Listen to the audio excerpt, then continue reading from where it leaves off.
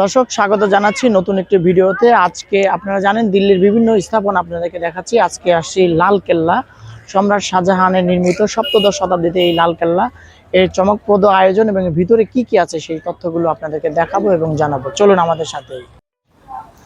লাল কেল্লা বা red fort সপ্তদশ শতাব্দীতে মুঘল সম্রাট শাহজাহান কর্তৃক নির্মিত একটি দুর্গ। এটি দিল্লি শহরে অবস্থিত। প্রিয় দর্শক, এই বিশাল প্রাচীর ঘেরা লালকেল্লার চতুর্পাশেই খাল খনন করা ছিল এবং সেই খালে কুমির ছেড়ে দেওয়া ছিল এবং এই দেয়ালে সে সময় পিচ্ছিল পদার্থ মাখিয়ে রাখা হতো, এসবই নিরাপত্তার জন্য, যাতে শত্রুপক্ষ আক্রমণ করতে না পারে। সেজন্যই খাল পরীক্ষা খনন করা হয় এবং দেয়ালও পিচ্ছিল করে রাখা হতো। লালকেল্লার প্রবেশ গেটে আসতেই আপনি দেখতে পারবেন দুই পাশে দুটি কামান রাখা হয়েছে। এই কামান দুটি সে সময় ব্যবহৃত হতে বলে জানা যায়।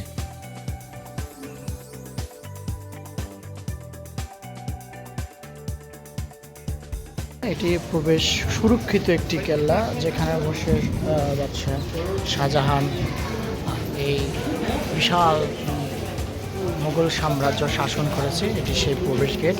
শুরুতেই গেটের দুই পাশে দুটি প্রহরীদের জন্য কিন্তু নির্ধারিত স্থান। এই লালকেল্লার বিষয়টি হচ্ছে কঠোরভাবে নিরাপত্তার বিষয়টি খুব মাথায় রেখে এই বিশাল কেল্লা সে সময় স্থাপন করা হয়েছে। যেদিকে তাকাই সেখানে কিন্তু নিরাপত্তার জন্য দেখা যায় শক্ত ব্যবস্থাপনা। ওই গেট দিয়ে ঢোকার পরে এরপরে পড়বে আপনার বিশাল একটি গেট, যেটি আসলে দেখে 1857 সাল পর্যন্ত এই দুর্গটি ছিল মুঘল সাম্রাজ্যের রাজধানী। 1947 পর্যন্ত ব্রিটিশরা এই দুর্গটি একটি সামরিক ক্যাম্প হিসেবে ব্যবহার করত। বর্তমানে এটি একটি জনপ্রিয় পর্যটন কেন্দ্র। 2007 সালে লালকেল্লা ইউনেস্কো বিশ্ব ঐতিহ্য হিসাবে স্থান নির্ধারিত হয়। 1638 খ্রিস্টাব্দে সম্রাট শাহজাহান সর্ববৃহৎ এই কেল্লাটি নির্মাণ কাজ শুরু করেন। প্রথম দিকে এই দুর্গের নাম ছিল কিল্লা-ই মুবারক বা আশীর্বাদ বৌদ্ধ দুর্গ, কারণ এই দুর্গের সম্রাটের পরিবারবর্গ বাস করতেন। দুর্গটি যমুনা নদীর তীরে অবস্থিত। এটি ছিল সে সময় সবচেয়ে সুরক্ষিত একটি দুর্গ। লালকেল্লার অলঙ্করণ ও শিল্পকর্ম অতি উচ্চমানের। পারস্যিক, ইউরোপীয় ও ভারতীয় শিল্পকলার সংমিশ্রণে সৃষ্ট এই অভিনব শিল্পকলা ব্যঞ্জনময়, বর্ণনাময় ও স্বতন্ত্র বৈশিষ্ট্যের অধিকারী।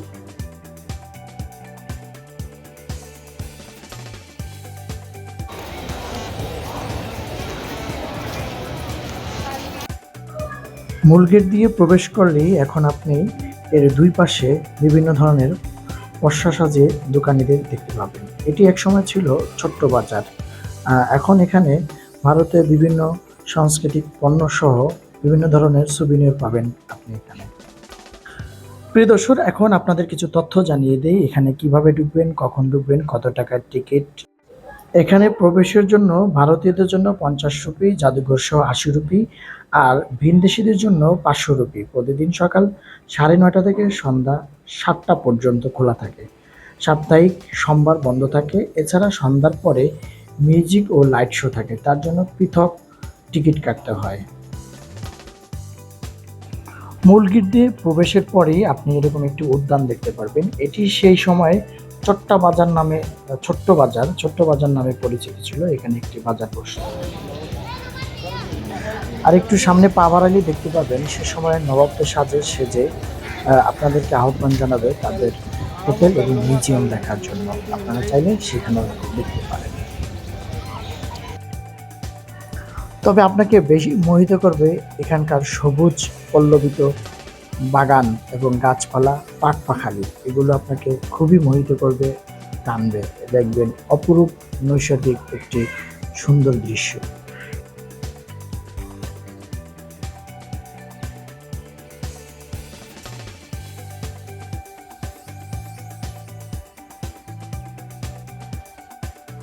দেখুন, শত শত বছর আগে পাথরে ডিজাইন করে কি সুন্দর ফুলের নকশা তৈরি করা হয়েছে। এই অভিনব এত সৌন্দর্য দেখে আসলে মুগ্ধ করবে যে কাউকেই।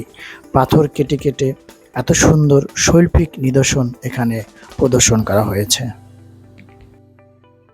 এটি ড্রাম হাউস নামে পরিচিত, অর্থাৎ নবাব সিরাজউদ্দৌলা যখন তার শাসনে মানে সিংহাসনে বসতেন বিচার কার্যের জন্য, ওই যে দূরে দেখতে পাচ্ছেন তার রাজ্য পরিচালনার যে সিংহাসন সেটি কিন্তু ওই সামনে, ঠিক ওইখানে যখন তিনি বসতেন বা আসতেন এইখান থেকে তখন ড্রাম হাউস অর্থাৎ ড্রাম বাজিয়ে সতর্ক করা হতো। কোনো অ্যানাউন্স বা কোনো ঘোষণা থাকলে কিন্তু এখান থেকে করা হতো, এবং কোনো আগন্তুক যদি এখানে আসতো বা কোনো অতিথি তাদের জন্য এইখান থেকে মূলত এই ড্রাম হাউস থেকে বিহবলের মাধ্যমে সেই সতর্ক মিউজিক বাজানো হতো এবং ড্রাম হাউস সতর্ক। এটি সেই দেওয়ানি আম। এখানে ঝরোখা নামে একটি অলংকৃত সিংহাসন বসে সম্রাট জনসাধারণকে দর্শন দিতেন। এই স্তম্ভগুলো সোনায় চিত্রিত ছিল এবং সোনা ও রূপার রোলিং দিয়ে সাধারণ সিংহাসন থেকে পৃথক করে রাখা হতো। এই যে সিংহাসনটি দেখতে পাচ্ছেন, এটি সেই সিংহাসন যেখানে বসে সম্রাট তার কার্যভার পরিচালনা করতেন, এবং এটি এত চমৎকারভাবে নির্মিত যে সম্রাট তার আসনে বসার পর যে কোনো স্থান থেকে তাকে দেখা যেত, এবং সেই সুদূর সেই ড্রাম হাউস থেকে তাকে সরাসরি দেখা যেত। এবং ভবনের নকশাগুলো এমনভাবেই করা হয়েছে যে সিংহাসনে বসে নবাব চতুর্পাশ চোখ বুলিয়ে নিতে পারতেন। চিন্তা করছেন কতটা চিন্তা এবং সূক্ষ্ম হিসাব করে এই নকশা কারুকার্য খচিত এই সিংহাসন তখন নির্মাণ করা হয়েছিল। ব্রিটিশরা এই মহল দখলে নেওয়ার পর থেকে এর যে মহামূল্যবান জিনিসপত্র স্বর্ণ রূপ রয়েছিল সেগুলো কিন্তু চুরি হয়ে যায়। এরপর থেকে সেই স্বর্ণখচিত দ্রব্য জিনিস আর দেখা যায়নি। তবে এখন দর্শনার্থীরা সব জায়গায় আসতে পারলেও সেই সিংহাসন কিন্তু সুরক্ষিত করে রাখা হয়েছে। দেখুন এই ভবনের প্রতিটি পিলার পাথর কেটে কি সুন্দর নকশা করে এটি নির্মাণ করা হয়েছে, এবং প্রতিটি পিলার এমনভাবে স্থাপন করা হয়েছে যাতে সিংহাসনে বসলে রাজাকে দেখতে কারোই অসুবিধা না হয়। এর সামনেই রয়েছে চমকপ্রদ সেই বেহেশতি নহর, যাকে বলা হয় এই দুনিয়ার স্বর্গ। অর্থাৎ এখানে যমুনা থেকে পানি এনে একটি ফোয়ারা তৈরি করা হয়েছিল, যে কারণে পুরো ভবনটি ঠান্ডা থাকতো।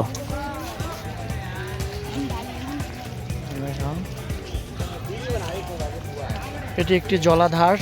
আসলে এটিরও একটি রহস্য আছে এই জলাধার নির্মাণেরও।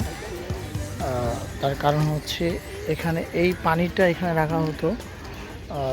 দিল্লিতে তো আগে থেকেও গরম, তো সেই প্রচণ্ড গরমের সময় যেন সম্রাট শাহজাহান এই যে সামনের যে ভবনটি এখানে বসে যখন রেস্ট নিতেন বা এখানে আরামায়েশ করতেন, তখন এই পানি দিয়ে ওই ভবনের নিচতলায় অর্থাৎ পানিটা নিচতলা পর্যন্ত যাওয়ার ব্যবস্থা রাখতেন, তাতে পুরো কক্ষটি শীতল ঠান্ডা এবং সুন্দর একটা পরিবেশ থাকতো।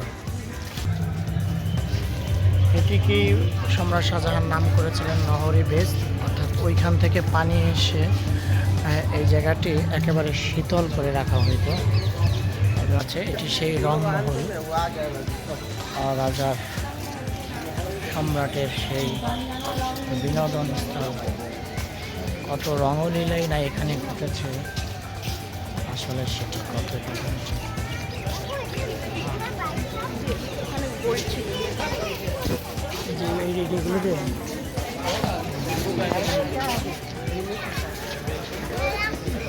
এটি কিন্তু আসলে এই যে স্বর্ণ দিয়ে এখানে ডিজাইন করা ছিল, যেটি পরবর্তীতে কিছুই এখন নাই। এগুলো কিন্তু একেবারে পুরো রংমহলটা স্বর্ণ জহরত সহ বিভিন্ন দামি জিনিসপত্র দিয়ে মোড়ানো ছিল। এটি রংমহলে ঢোকার ভিতরের অর্থাৎ মাটির নিচ দিয়ে প্রবেশপথ।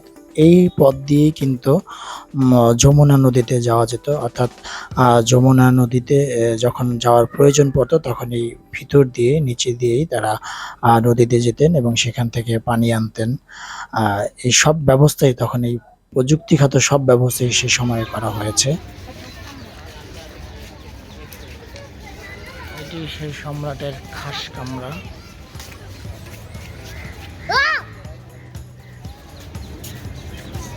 ভিতরে আরেকটি কামরা আছে।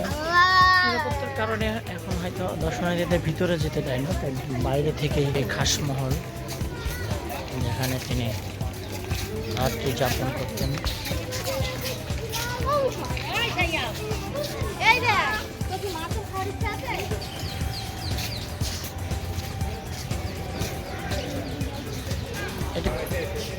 আর ওই যে করে স্বর্ণ দেওয়া খোদাই করা ডিজাইন একটাও নাই, সব ডিজাইন বন্ধ করে দিচ্ছে, কারণ যা ছিল ওটা মানে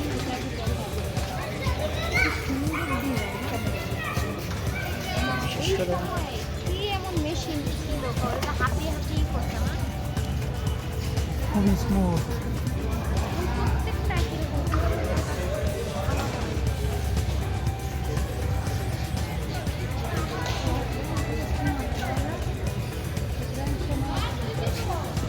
দেওয়ানি খাস,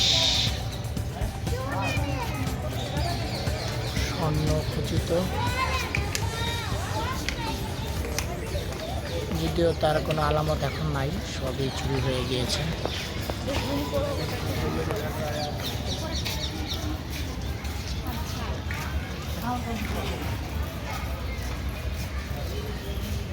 দেখুন কি ডিজাইন ছিল।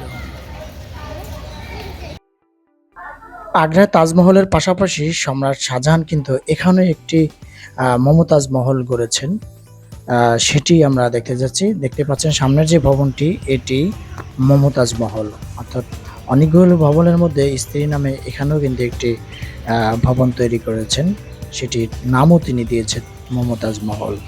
দেখুন কত সুন্দর চমৎকার ডিজাইন করে এই মমতাজ মহলটি তিনি গড়ে তুলেছেন। এটি উনি করেছেন মমতাজ মহল নামে। এখানে অনেক স্বর্ণখচিত অনেক জিনিসপত্র ছিল যেগুলো নাই। বিশাল স্থাপনা, আসলে কি বলবো, এটি আসলে ভিডিওতে বলে বোঝানোর মতো না। বিস্ময়কর এক নির্মাণ শৈলী, বিস্ময়কর এক স্থাপনা, শত শত বছর আগের।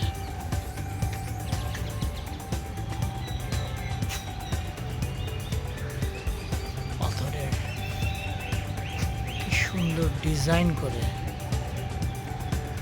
পানি নিষ্কাশন সহ সব ব্যবস্থা রেখেছে, এবং কত বড় বড় এক একটা পিলার, স্তম্ভ।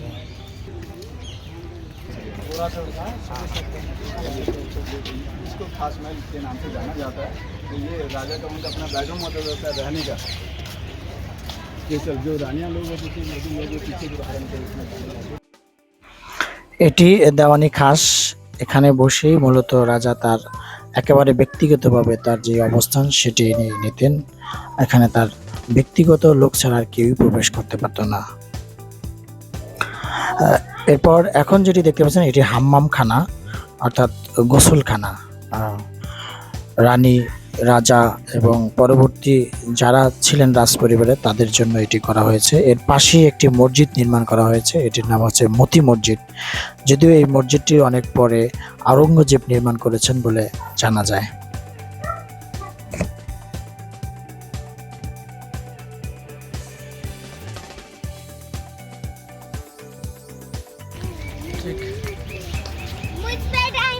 একটা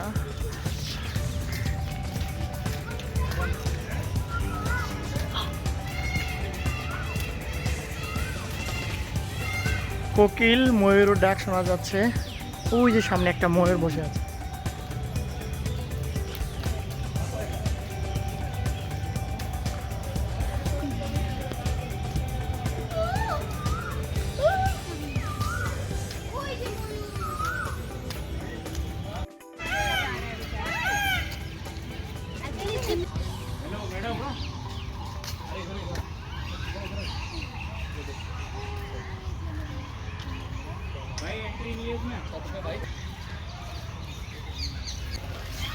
এটি সেই বৃষ্টিবিলাস। আসলে বৃষ্টি উপভোগ করার জন্য ঠিক এই প্রান্তে যে হাউসটি নির্মাণ করা হয়েছে ঠিক একইভাবে অপর প্রান্তে আরেকটি হাউস রয়েছে। ওই যে দূরে দেখা যাচ্ছে ঠিক একই ডিজাইনে একই ইয়াতে, অর্থাৎ মাঝখানে কিন্তু বৃষ্টির পানি জমা হবে সেই ব্যবস্থাও রাখা হয়েছে দুই পাশে দুটি বৃষ্টি বিলাসের জন্য। ঠিক যখন বৃষ্টিটা এই দিক থেকে আসবে তখন এখানে বসে এই বৃষ্টি উপভোগ করতেন, আবার যখন বৃষ্টি ওই দিক থেকে আসছেন তখন ওই পাশে বসে বৃষ্টিটি উপভোগ করা হতো। সেই জন্য দুইভাবেই দুই পাশে দুটি বৃষ্টিবিলাস ভবন করা হয়েছে। বৃষ্টিবিলাস অবকাশের জন্য যে দুটি ভবন ঠিক তার মাঝখানে কিন্তু একটি জলাধার নির্মাণ একটি ভবন নির্মাণ করেছে, সেটি জাফর মহল নামে এটি নামকরণ করা হয়েছে। এখানে কিন্তু বৃষ্টির পানি ধরে রাখা হতো সে সময়ে, যাতে বৃষ্টি উপভোগ করা হতো এবং এই পানিও ধরে রাখার সেই ব্যবস্থা কিন্তু এখানে ছিল। পরবর্তীতে সর্বশেষ বাদশাহ সম্রাট জাফর কিন্তু এই মহলটি নির্মাণ করেন, যেটির নাম দেওয়া হয়েছে জাফর মহল। দেখুন কত সুন্দর, বৃষ্টির পানি যাতে এই মাঝখানে জলাধারে যায় তার জন্য সুন্দর ব্যবস্থাপনা এখানে গড়ে তোলা হয়েছে। প্রিয় দর্শক, আপনারা এতক্ষণ দেখলেন সম্রাট শাহজাহানের নির্মিত সপ্তদশ শতাব্দীতে সেই প্রাচীন দুর্গ বলা যায় লাল কেল্লা, যেটি চমৎকারভাবেই সম্রাট শাহজাহান এখানে সাজিয়েছেন। তার বেগম মমতাজ বেগমের স্মরণে যে তাজমহল নির্মাণ করেন আগ্রাতে, ঠিক আগ্রা থেকে 250 কিলোমিটার দূরে এই দিল্লিতে এসে তিনি নতুন রাজধানী স্থাপন করেন এবং এখানেই গড়ে তোলেন এই লাল কেল্লা, একটি লাল দুর্গ নামেও পরিচিত। এখানে সম্রাট শাহজাহানের বেশ কিছু স্থাপনা রয়েছে, তার সিংহাসন, খাসমহল, রংমহল এবং নহরি অর্থাৎ যে একটি ঝর্ণাধারা সেগুলো রয়েছে এবং চমৎকার স্থাপনা দিয়ে এটি কিন্তু তিনি গড়ে তুলেছেন। পাশাপাশি এখানেও তিনি একটি মমতাজ মহল নামে একটি মহলও গড়ে তুলেছেন।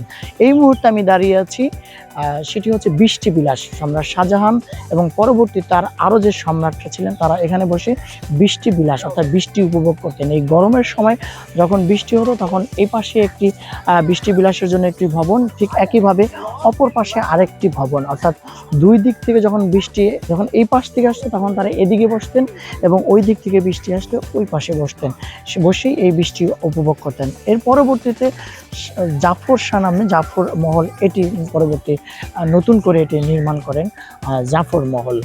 এই বৃষ্টিবিলাস এবং সামগ্রিক আয়োজনেই এটি ছিল সম্রাট শাহজাহানের লাল কেল্লা।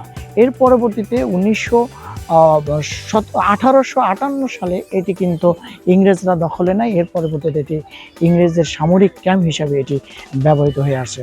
নিয়মিতই প্রতিদিন হাজার হাজার দর্শনার্থী এটি ভ্রমণ করতে আসে। ঠিক ইংরেজরা যে দখল করেছে তার কিন্তু কিছু নমুনা আমার পিছনে দেখতে পাচ্ছেন, সেটি হচ্ছে যে ইংরেজদের সেই ব্রিটিশদের মানে ঐতিহ্যেই সেই ভবন কিন্তু এখানে তৈরি করা আছে। এছাড়া মুঘল সাম্রাজ্যের যেই মুঘল আমলের যে স্থাপনা সেটি কিন্তু আপনাদেরকে দেখিয়েছি। আজকে এই পর্যন্তই। নতুন একটি ভিডিওতে বা নতুন কোনো জায়গায় সেখানে গিয়ে আবার আপনাদেরকে সেই তথ্য এবং ভিডিওতে দেখানোর চেষ্টা করব। ধন্যবাদ, সবাই ভালো থাকবেন।